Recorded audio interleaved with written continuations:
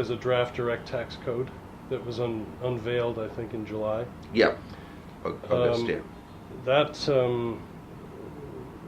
is said to threaten the Mauritius structure, the Mauritius holding companies for inbound investment into India. I would say what's no. your view of that? No, I don't think so. That's per se DTC is threatening Mauritius. I think my personal view is that this DTC cannot be introduced in Parliament in the form in which it is presented. DTC being direct tax direct code. tax code. Right. Direct Okay. tax code. Unfortunately, it's badly conceived and very badly drafted, and there are spelling errors, grammatical errors. There are innumerable issues with the definitions. For example, definition of total income, and it says definition total income shall be computed in accordance with section 71. When you go to section 71, you find that that section deals with deduction for disabled people. So Okay, so it needs some things like that. needs some cleaning up. Not only some cleaning, there are innumerable errors. So I have personally no doubt that that is not in a fit position at all to be presented to the Parliament. It will have to be completely rewritten. It cannot be introduced. I believe it's going to be very difficult to introduce in or to make it effective from April 1, 2011. Okay. Again, But is there- as lawyers, you can never give guarantee, but I would say 99%, I think, and it will have to go a huge amount of change. Okay, but is there an anti-treaty shopping policy that's being pushed now? Well, there is a push for that, but you know what has happened is that it's going to be very strongly debated. Government has said they are going to review some of those things that have been suggested. And as far as, let me tell you two things that impact international, or two or few things that actually affect international community.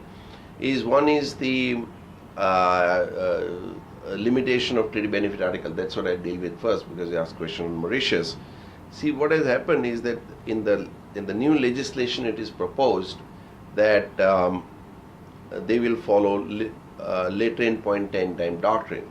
That means if you enact any law or any change in Indian law, that will override the treaties. So first of all, the viability of this provision, constitutional viability itself is questionable. Number two, that even in practical life, this is, if they try to implement it, it's going to create a huge chaos, because India has about 80 treaties. They have not specifically taken out Mauritius. Right. They have said all treaties. Now we have 88 treaties. What is the consequence of this provision? One fine morning, you say we have new draft tax code, and it will override all 80 treaties. It's not specific to Mauritius. Now what happens? It is not only Mauritius treaty which is favorable to foreign investors. In many other treaties, like US might reduce tax rate to, from dividend tax from 30 to 15%, or other benefits are given. So royalties, fees for technical services. What would happen to all that? So can India say one fees for technical services? What would happen to all that? So can India say one fine morning, oh, you got 80 odd treaties, oh, we'll throw it off unilaterally, okay? And then I asked the head of the person who had worked on this, I said, how are you going to implement this limitation, later in point in doctrine? He said, no, what we'll do, we'll re-notify these treaties. But no, can you do one fine morning on April 1, 2011 and say all treaties are out of window, okay, unilaterally? Number two, you say, oh, now we are going to re-notify tomorrow. So one day you say, I walk out from my shareholders agreement, okay, and tomorrow say, no, I am re-signing it. So it is dimmed. Now, there's whole protocol involved, and very importantly, they have not even thought the consequences. Can you terminate a treaty without a notice period? Usually every treaty provides about a year's notice period. So how can you terminate overnight?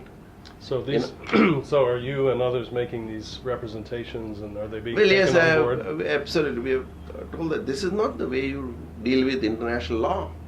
You know, how there is no certainty. Whole purpose of tax treaty for that reason is to bring a degree of certainty and a way to resolve disputes and stuff like that. So what would happen to mutual agreement procedure? All foreign companies will have to go through the appeal process. You Right. can't go through mutual agreement process. So I think it's ridiculous. Okay. Fortunately, I'm in India. I can talk anything about my government. But it's a bizarre situation, unfortunately. And similarly, general anti-avoidance provision. Hmm. Again, it is so widely worded, it will cause a lot of not only inconvenience, but it will create a lot of problems. Once again, Commissioner of Income Tax, okay, has been given power to ignore any provision of any tax treaty. Right.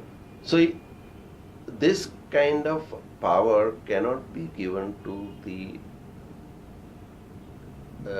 officer of that level. Okay. Under Indian Constitution, in my view, this would be again invalid or ultra vires because it is excessive delegation. Must have heard about this and you know about it. That Parliament can delegate, but excessive delegation is bad. Sure. Just in conclusion, I would say that there are lots of controversies in India, but every fire, creates an energy. Hmm. And therefore there is so much jurisprudence coming out of India, and some of them is more logical than OECD produces. Yeah.